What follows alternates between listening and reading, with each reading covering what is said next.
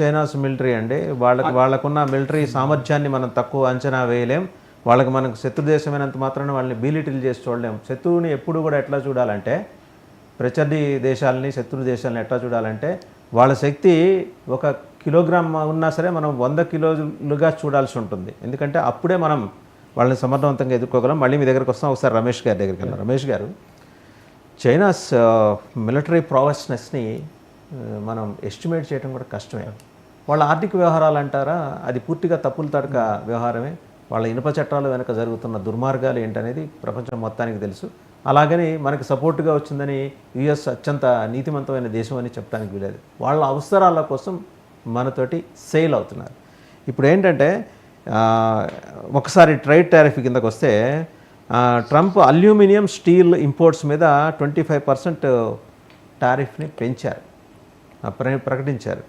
So this is going to effect our industries, steel and aluminium industries. ఎలా వాళ్ళు they been running from pillar to post. ఎలా దీన్ని ఇప్పుడు మన వాణిజ్యపరమైన అంశాలు చర్చకు వచ్చినప్పుడు మన ప్రైమ్ మినిస్టర్ సమర్థవంతంగా దీన్ని ప్రజెంట్ చేయగలరా, అక్కడ కన్విన్స్ చేయగలరా? ప్రజెంట్ చేయడం బ్రహ్మాండంగా చేస్తారు, కన్విన్స్ చేయగలరా? కానీ అంటే నేను చాలా నీతిగా నిజాయితీగా నా రీసెర్చ్ ఇంటర్న్స్ మీ అందరికీ చెప్తున్నాను బాబు, వినండి. సమకాలీన పత్రికా రంగంలో, ఎలక్ట్రానిక్ మీడియా రంగంలో అంతర్జాతీయ విషయాలు, నేషనల్ ఇష్యూస్ మీద మీరు నిజంగా చాలా అద్భుతమైన ప్రశ్నలు సంధిస్తున్నారండి. నేను firstly I would like to congratulate you, because I go to many TV channels for debates and discussions. I don't get proper questions. అంటే నేను ఏదో PhD in American studies, Israel అమెరికాలో చదువుకొని ఇది నా బ్రెడ్ అండ్ బటర్ కాబట్టి నాకు దీని మీద అవగాహన ఉండటం ఒక ఎత్తు అయితే, మీరు అద్భుతంగా the kind of questions you are posing to our community, especially strategy and security community, is outstanding. Now coming back to the questions that you have raised, very pertinent questions. తెలుగులో చెప్పాలంటే అత్యున్నతమైన మేధస్సుకు సంబంధించి ఈ ప్రశ్నలు ఉంటాయి. ఏంటంటే, అంతర్జాతీయ సంబంధాలలో శాశ్వత మిత్రులు, శాశ్వత శత్రువులు ఉండరు కదా. అలాంటి పరిస్థితుల్లో అమెరికాని మనం నమ్మి మన ఇంపార్టెంట్ విషయాలన్నీ వాళ్ళకి ఇవ్వటం ఎంతవరకు కరెక్ట్? ఒకటి. లేదా చైనాని నమ్మలేము కాబట్టి స్ట్రాటజిక్ అటానమీ, సర్వసత్తాక సార్వభౌమ గణతంత్ర రాజ్యమైన భారతదేశాన్ని కాపాడుకోవటానికి ఇటు చైనా వైపు వెళ్ళాలా, ఇటు అమెరికా వైపు వెళ్ళాలా అన్నప్పుడు ఇప్పుడు మనం tilting towards America only because of our democracies. ఇద్దరం ప్రజాస్వామ్యాలు, మన ఇద్దరం మాట్లాడుకోవడానికి ఒక చర్చా వేదిక ఓపెన్గా మాట్లాడుకుంటున్నాం. ఇక్కడ ఉన్న చైనా మన పక్కన 3480 మన నెత్తిన. మీరు చెప్పింది కరెక్ట్. నార్త్ ఈస్ట్ పైన చూసినట్లయితే, ఇక్కడ నుంచి చూసినట్లయితే మనకి 3488 కిలోమీటర్లు line of actual control, LAC, భారతదేశానికి చైనాకి మధ్య ఉన్న బోర్డర్ అండి. భారతదేశానికి 15,000 కిలోమీటర్లు భూ సరిహద్దు ఉంటే 3488 కిలోమీటర్లు భారతదేశానికి చైనాకి మధ్య ఉంది. ఒక సమస్యాత్మక బోర్డర్ డిస్ప్యూట్ ఏరియా అది. COVID-19 ఉపయోగించుకొని చైనా గాల్వాన్లో కానీ ఇంకా ముందరకు వచ్చి ఏ విధంగా మనల్ని దెబ్బతీసిందో మనందరం చూస్తున్నాం గత 4 సంవత్సరాల్లో. ఇలాంటి పరిస్థితుల్లో చైనాని మిలిటరీ పరంగా తక్కువ అంచనా వేయటం అనేది మన గొయ్యి మనం తోకున్నట్టే. Number 1, I agree with you. Number 2, America ఒకవైపు ఈ చేత్తో టారిఫ్స్ పెంచి మన దగ్గర నుంచి ఎక్కువ మన విదేశీ మారక ద్రవ్యాన్ని వాళ్ళు ఎక్కువ తీసుకుంటారు. రేపు పొద్దున్న when we pay, we don't pay in money, we pay them in dollars. అంటే మన దగ్గర ఉన్న విదేశీ మారక ద్రవ్య నిల్వలు తగ్గిపోతాయి అమెరికా వేసిన, అంటే ట్రంప్ వేసిన టారిఫ్లకి. టారిఫ్ అంటే పన్ను. మన బౌల్ ఖాళీ చేస్తున్నాడు ట్రంప్, ఒక పక్కన ఖాళీ చేస్తున్నాడు. దానికి ఏం చేస్తున్నాడంటే, మీ దగ్గరికి వస్తున్నాను సార్, దానికి ఏం చేస్తున్నాడంటే వాసుదేవన్ గారు, నా యొక్క centre for human security studies మేము చేసిన రీసెర్చ్ ప్రకారం తెలియదు ఏంటంటే, ఈ చేత్తోనేమో వాళ్ళకు ఉపయోగపడే విధంగా పన్నులు పెంచుతున్నాడు, భారతదేశానికి దెబ్బది. ఈ చేత్తో ఏం చేస్తున్నాడు, భారతదేశంతో చెలిమిని కాదనుకోకుండా ఫ్రెండ్షిప్ని, see your immediate threat China కదా, దానికి సంబంధించి మీకు మేము ప్రొటెక్షన్ ఇస్తాం కాబట్టి let's have a agreement to protect your country from the maritime space, from the cyber space, from the land border space and also the space, అంతరిక్షం. ఎక్కడ మీకు ఏం దెబ్బ తగిలినా మీ పక్కన మేము ఉంటాం అనే విధంగా Donald Trump is trying to cell his argument to our honourable prime minister Modi గారు. ఇది జరుగుతుంది. ఆయన ఖచ్చితంగా అమ్ముతాడు. ఈజ్ అ బిజినెస్ మ్యాన్ అమ్ముతాడు. కానీ మన మోడీ గారు కూడా తక్కువ కాదు. మనం ఏం చేస్తామంటే మనం ఇప్పుడు ఒక పక్కన ఇందాక ఇంకో మంచి ప్రశ్న వేశారు మీరు. ఒక పక్కన Brazil, Russia, India, China, south ఆఫ్రికాలో ఇండియా ఉంది ఈ కూటమిలో, బ్రిక్స్లో. ఇందుట్లో చైనాకి అమెరికాకి పడదు, రష్యాకి అమెరికాకి పడదు, రైట్? ఇండియా దీంట్లో కూడా ఉంది బ్రిక్స్లో, మీరు అడిగారు ఇందాక.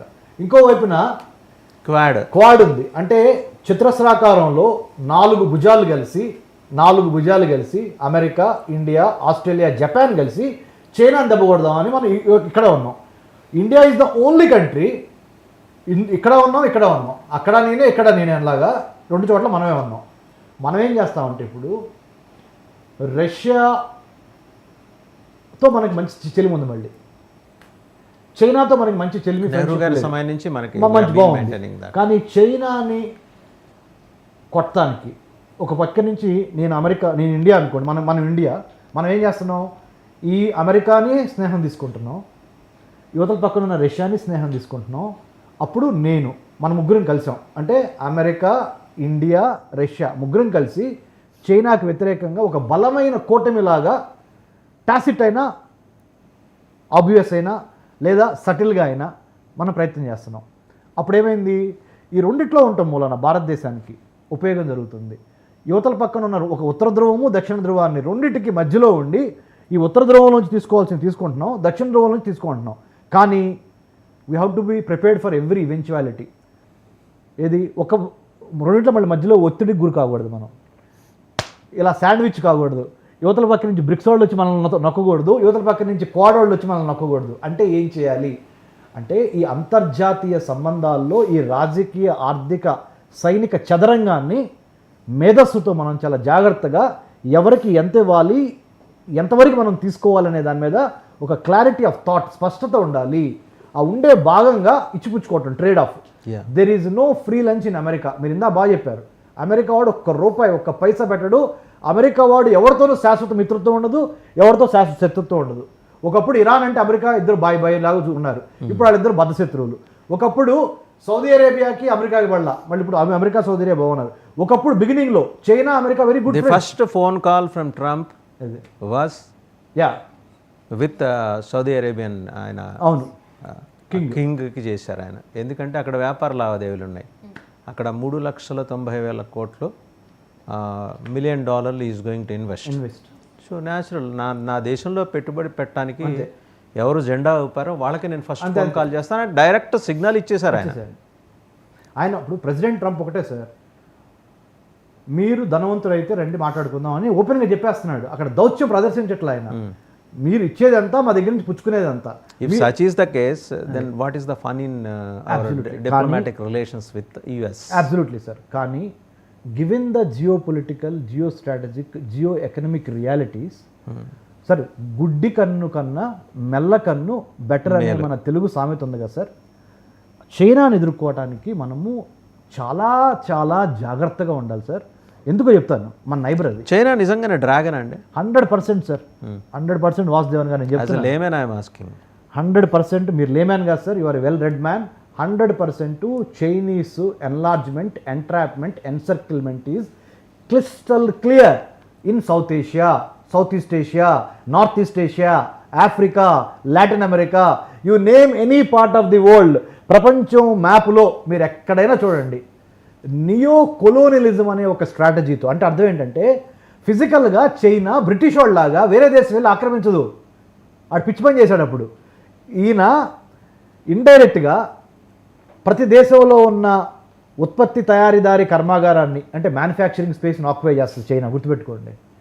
పొలిటికల్ స్పేస్ని డిస్టర్బ్ చేస్తుంది, ఆక్యుపై చేయలేదు కానీ డిస్టర్బ్ చేస్తుంది. 2 సైబర్ స్పేస్ని 100% కొట్టేస్తుంది, కబ్జా చేసింది.